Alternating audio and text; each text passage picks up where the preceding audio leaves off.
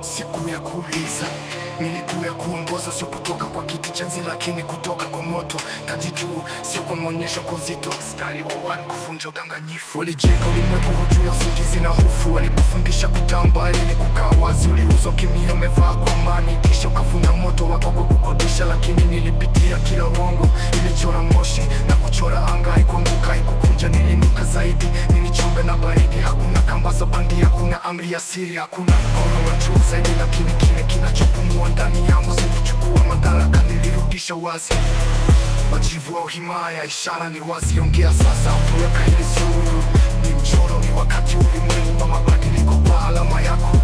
Siongoi kwa kiburi au sifa, ninasababisha kubomoa siku zisizo na maana.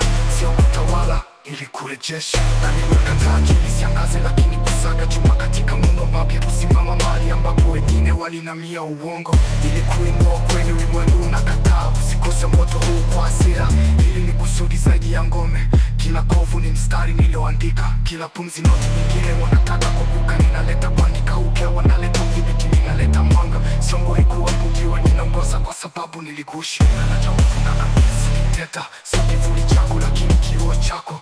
Unilezi inakuja, na sasa inapitia kwako. Ndoano ya mwisho, azimio la chuma. Majivu au himaya, hiyo ndio wito. Hakuna hatua ya kati, hakuna wakati wa kusimama. Ninaleta taji iliyovaliwa na maumivu, haikuchukuliwa kwa nguvu, lakini kwa kila jina lililobaki kwenye moto. Kwa hivyo inuka, sio nyuma yangu, pamoja nami.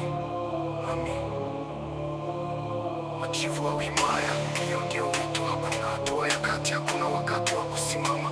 Ninaleta taji iliyovaliwa na maumivu, haikuchukuliwa